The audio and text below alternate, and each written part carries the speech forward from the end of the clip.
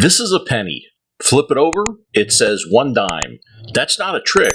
That is a genuine United States mint error, certified by PCGS, and it sold at Heritage Auctions for $96,000. There are dimes out there worth hundreds of thousands of dollars, and one just crossed 2 million. We're going to get there, but let's start with the penny that isn't a penny. A mule is what happens when the mint accidentally pairs dies from two completely different coins. On this one, we have Lincoln on the front and the Roosevelt dime design on the back, on a penny planchet. In the entire history of the United States Mint, only 7 penny and dime mules are known to exist, across all years and all dates. This 2001 D example is both the first known and the finest known.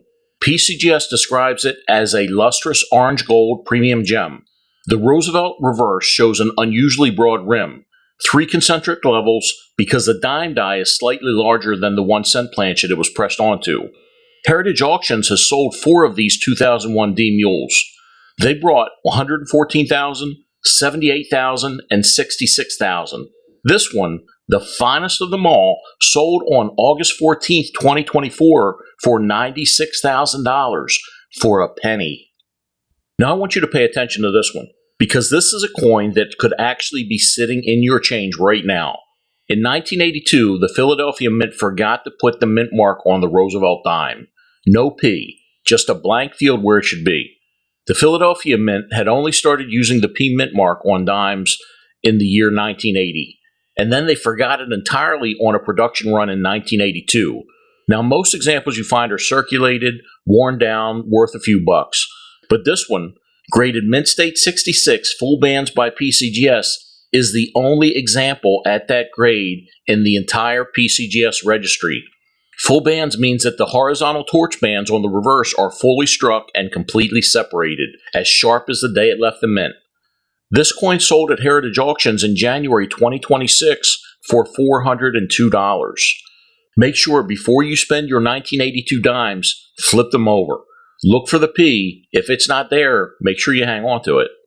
A double die obverse means that the hub was pressed into the working die more than once, and the second impression landed in a slightly different position. The design sometimes is doubling that you can see with the naked eye on the design elements. This 1960 Roosevelt dime double die, cataloged as FS103, was struck as a proof coin. Look at the deep Cameo designation.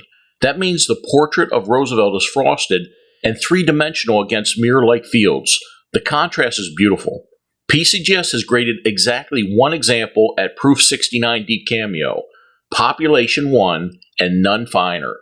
There is no better example of this coin anywhere in the world. Heritage Auctions sold it on August 18, 2019 for $1,920. This Denver minted Mercury dime was struck twice. The second strike hit 25% off center at the 630 position, and when it did, it obliterated the date completely. There's no trace of it anywhere on the coin. Part of In God We Trust is still visible pressed into Liberty's cheek from the first strike. Flip it over and it gets even stranger. The words 1 dime appears twice on the reverse. The second impression is rotated and overlaps the first strike. PCGS certified it extremely fine 45 and called it exactly what it is, a mint error. The Denver mint mark is still clearly visible on the reverse, so you know exactly where the coin came from. Heritage Auctions sold it October 2006 for $5,750. A standard Roosevelt dime weighs 2.27 grams and is made of copper and nickel. This one weighs 1.5 grams and is 98% iron. It's a steel planchet made for coinage in an unknown foreign country that somehow ended up in a Philadelphia mint press and got struck between Roosevelt dime dies. The surfaces are predominantly gray with walnut brown shading. The strike is soft at the borders and center because the foreign planchet is undersized, but Roosevelt's profile is bold and clear. PCGS knows of exactly 4 of these, only 4 coins, that's it.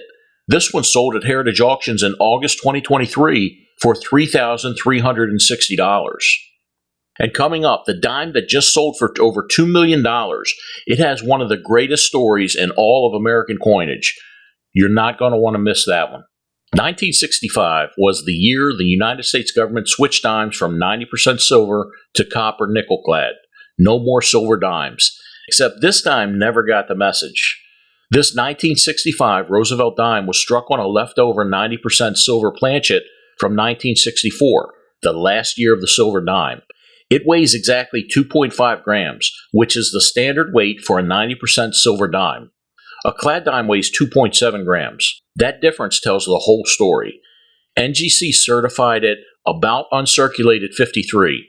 This coin is an example of a well-struck, genuine transitional alloy error. A coin that exists because the mint was in the middle of one of the biggest changes in American coinage history, and one silver planchet slipped through. Well, actually, it was more than one, but we'll talk about that later.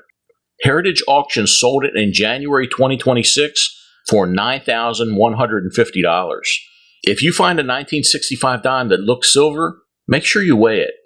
The 1942 over 1 overdate is one of the most famous errors in the Mercury dime series, and when you see it, you'll understand exactly why. Back in the day, every September, the mint begins engraving the next year's date into a new master die. In 1941, the process worked fine. Then in 1942, the new hub was pressed over a working die that already had the 1941 date sunk into it. The result? The 1 from 1941 bleeds through directly underneath the 2 on the 1942 date. You can see both numbers at once. This example, graded Mint State 66 full bands by PCGS with CAC approval, is one of only 9 known in that grade with none finer. The overdate is described as incredibly bold. The central horizontal torch bands on the reverse are fully split and separated, brilliant surfaces with golden gray frost. From the Burgess Lee Berlin collection of important United States rarities, Heritage Auctions sold it in January 2018 for $120,000.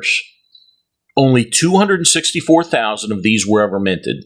To put that into perspective, in a typical year, the Denver Mint was striking tens of millions of dimes. In 1916, they struck 264,000 and then stopped. Here's why. Late in 1916, the Treasury Department submitted an emergency order for $4 million quarter dollars.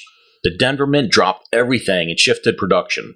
The 1916 Denver minted Mercury dimes, released in November of that year, became the only denomination the Mint produced for the balance of 1916.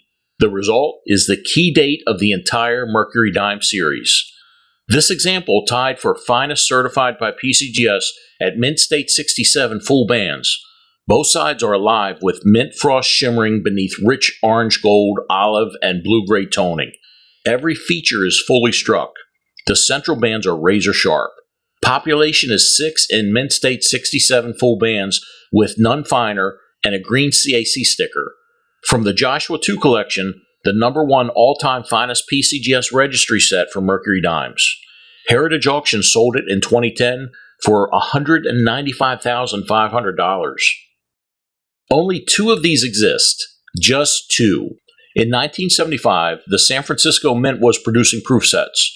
All 2.8 million proof dimes that year should have carried the S mint mark, but one proof die, a die without a mint mark that was intended for business strike production, was accidentally polished up alongside the proof dies and used to strike a small run of proof coins before the mistake was caught. The San Francisco Mint destroyed every one they found, but they didn't find them all. A California woman had ordered 5 proof sets from the United States Mint that year. When they arrived, she noticed something wrong with 2 of the dimes. No S mint mark. She submitted one to CoinWorld in 1977. Annex confirmed it. The numismatic community went into an uproar. She's the reason these coins exist in collectors' hands today. The 2 coins have passed through just a handful of owners in the 40-plus years since their discovery. The example offered here is the finest of the 2 known. Graded Proof 68 by PCGS, the population is 1 in 68 with none finer. This variety is listed #1 of the 100 greatest U.S. modern coins. The previous auction appearance of the same coin realized $349,600. Heritage Auctions sold it in September 2019 for $456,000. On June 9, 1894, the San Francisco Mint struck exactly 24 dimes. Not 24,000, not 24 million, 24 coins. The panic of 1893 had devastated the economy. Demand for small change had collapsed. The mint had silver bullion left over from other denominations that could be efficiently coined into dimes, just enough for 24 pieces. The coins were struck to balance the bullion accounts before the end of the fiscal year. 3 were sent to Philadelphia for assay and melted. The remaining 21 were released. No more were ever struck at the San Francisco Mint that year. Of the 24 coins made, possibly 9 are known to collectors today. The story that most people know involves a young girl named Haley Daggett, daughter of the San Francisco Mint superintendent, who supposedly spent one of these dimes on ice cream on her way home. Recent research suggests that the story is more myth than fact, though the details remain genuinely disputed. What is not disputed is the coin. This example, graded Branch Mint Proof 66 by PCGS with a CAC endorsement, is tied for the finest certified in existence. It carries the Eliasberg pedigree. Louis Eliasberg is the only collector in American history to assemble a complete collection of every United States coin by date, mint mark, and major variety. Before Eliasberg, it passed through the John M. Clapp collection. It has appeared at public auction just 5 times since it was struck in 1894. The surfaces are blanketed in greenish gold, violet blue, and rose gray toning. The fields are brightly reflective beneath the patina. Heritage Auctions describes the eye appeal as unsurpassed. Mint Miser describes the eye appeal as cool AF. It sold on January 15th, 2025 for $2,160,000. $2,160,000 for a dime. If you found this video useful, check out the playlist of rare and valuable coins right here. And there are pennies, quarters, and Sacagawea dollars that will absolutely surprise you. New video every week. Subscribe so you never miss one. Thanks for watching.